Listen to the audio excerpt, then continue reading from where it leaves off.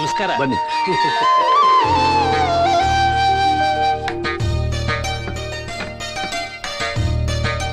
ನಮಸ್ಕಾರ. ನಮಸ್ಕಾರ. ನಮ್ಮ ಮನೆ ಯಾಕೆ? ಲಕ್ಷ್ಮಿ, ಕಾಫಿ ತಗೊಂಡ್ ಬಾಮ್ಮ. ಕೊಡು. ಕೊಡಮ್ಮ.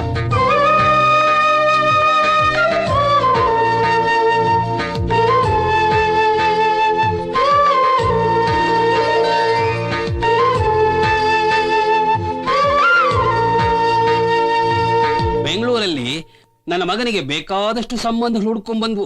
ಆದ್ರೆ ಅವನ ಋಣ ಇದ್ದದ್ದು ದಾವಣಗೆರೆಯ ನಿಮ್ಮ ಮನೆಯಲ್ಲಿ, ನಿಮ್ಮ ಮಗಳ ಜೊತೆಯಲ್ಲಿ. ತುಂಬಾ ಸಂತೋಷ. ನಮ್ ಸೌಭಾಗ್ಯ.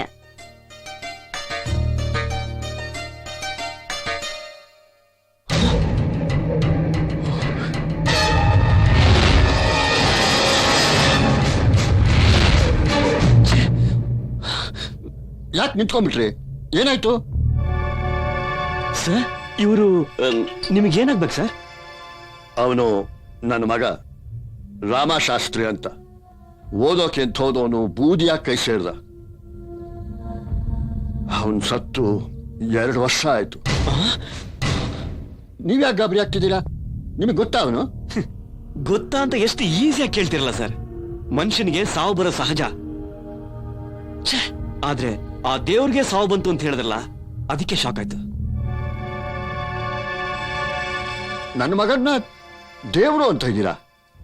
ನಿಮ್ಗೂ ಅವನಿಗೆ ಏನ್ ಸಂಬಂಧ? ಬೇಡೋ ಭಕ್ತನಿಗೂ ಕೊಡೋ ದೇವ್ರಿಗೂ ಏನ್ ಸಂಬಂಧ ಅಂತ ಕೇಳಿದ್ರೆ ಏನ್ ಹೇಳಿ? ಎಷ್ಟು ಅಂತ ಹೇಳಿ? 1, 2, 3?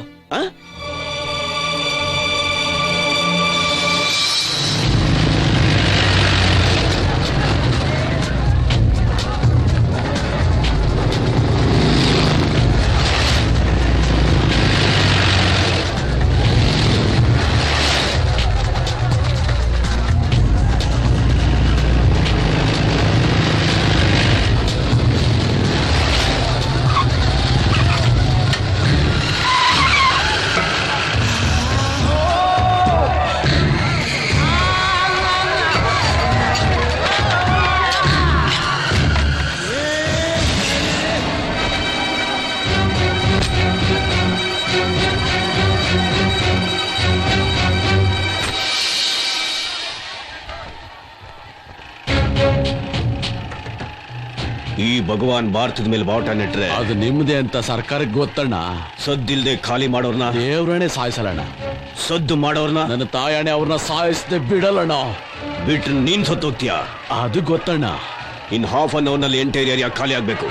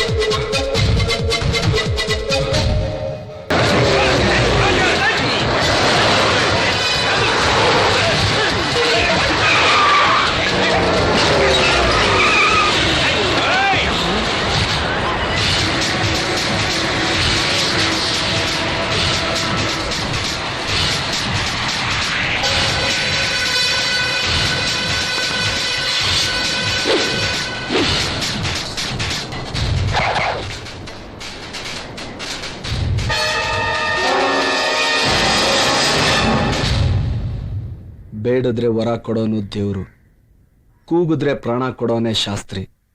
ಮಕ್ಕಳಪ್ಪ ಅನ್ನಕ್ಕೂ ಹೆಂಡತಿ ಗಂಡ ಅನ್ನಕ್ಕಾದ್ರೂ ನೀವುಗಳಿರ್ಬೇಕು. ಕೋಪ ಬಂದಾಗ 10 ಏಳ್ಸೋಂದ್ರು ಗಾಂಧಿ. 10 ನಿಮಿಷದಲ್ಲಿ ನೀವು ಈ ಜಾಗ ಖಾಲಿ ಮಾಡಲಿಲ್ಲ ಅಂತಂದ್ರೆ ನಿಮ್ಗಳ ಹೆಣ ಉರುಳಿಸೋನೆ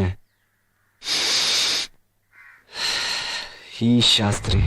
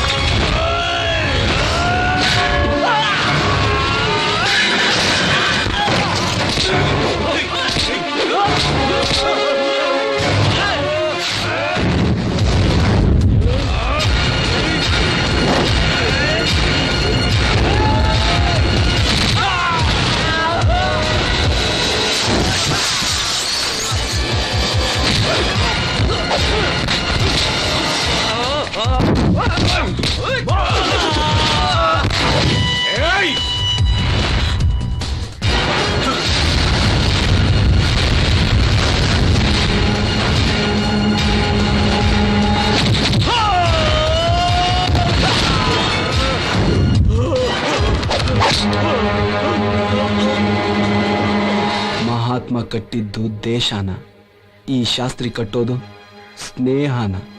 ಎಲ್ಲಿ ತಪ್ಪು ನಡೆಯುತ್ತೋ ಅಲ್ಲಿ ಶಾಸ್ತ್ರಿ ಇರ್ತಾನೆ. ಅದು ಈ ಶಾಸ್ತ್ರಿ ತಪ್ಪಲ್ಲ.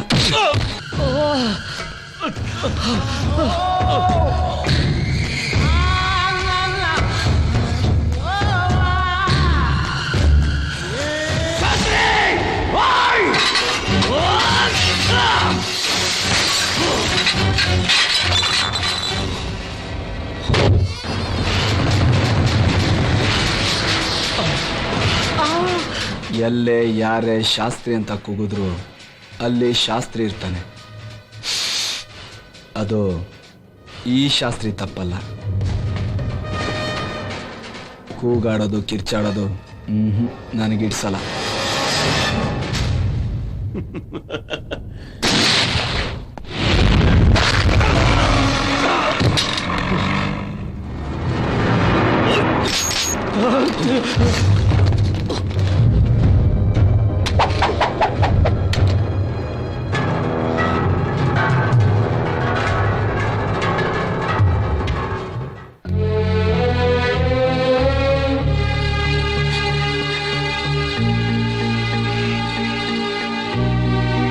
ಗಂಟೆ ಬಾರಿಸೋ ಕೈಯಲ್ಲಿ ಕತ್ತಿ ಹಿಡ್ಕೊಂಡು, ದೇವರಿಗೆ ಆರ್ತಿ ಬೆಳಗೋ ಕೈಯನ್ನ ರಕ್ತ ಮಾಡಿಕೊಂಡು, ನಮ್ಮ ಆಚಾರ ವಿಚಾರಗಳನ್ನ ಧಿಕ್ಕರಿಸಿದ ನನ್ನ ಮಗನಿಗೆ ದೇವರು ಸರಿಯಾದ ಶಿಕ್ಷೆ ಕೊಟ್ಟ.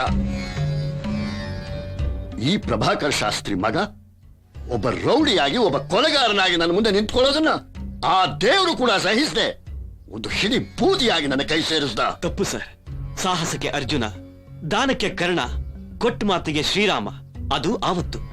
ಯಾರೇ ಕಷ್ಟ ಅಂತ ಹೇಳ್ಕೊಂಡು ತನ್ನ ಮುಂದೆ ಕೈ ಕಟ್ಕೊಂಡು ನಿಂತ್ಕೊಂಡ್ರು ತನ್ನ ಪ್ರಾಣನೇ ಕೊಟ್ಬಿಡ್ತಿದ್ದ ನಮ್ ಶಾಸ್ತ್ರಿ. ಇವತ್ತು ನಮ್ ಸಂಸಾರ, ಇಡೀ ಏರಿಯಾ ಉಸಿರಾಡ್ತಿರೋದೆ ನಮ್ ಶಾಸ್ತ್ರಿಯಿಂದ. ಯಾವ ಒಳ್ಳೆ ಕೆಲಸಕ್ಕೋಸ್ಕರ ತನ್ನ ಪ್ರಾಣನೇ ಕೊಟ್ಬಿಟ್ನೋ ಆ ನಿಮ್ ಮಗ ಶಾಸ್ತ್ರಿ.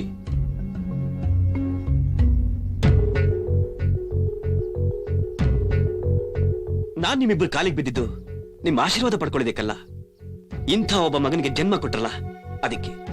ಈಗ ಹೇಳ್ತಾ ಇದ್ದೀನಿ, ನಾನು ನನ್ನ ಸ್ವಂತ ಖರ್ಚಿನಿಂದ ನಿಮ್ಮಿಬ್ಬರ ಆಸೆಯಂತೆ ನನ್ನ ಜಾಗದಲ್ಲಿ ಈ ರಾಮಶಾಸ್ತ್ರಿ ತಂಗಿನ ಮದುವೆ ಮಾಡ್ಕೋತೀನಿ.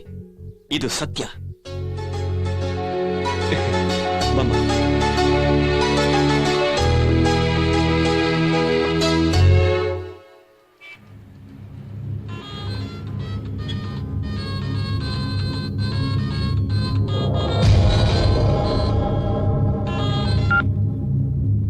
ಹಲೋ.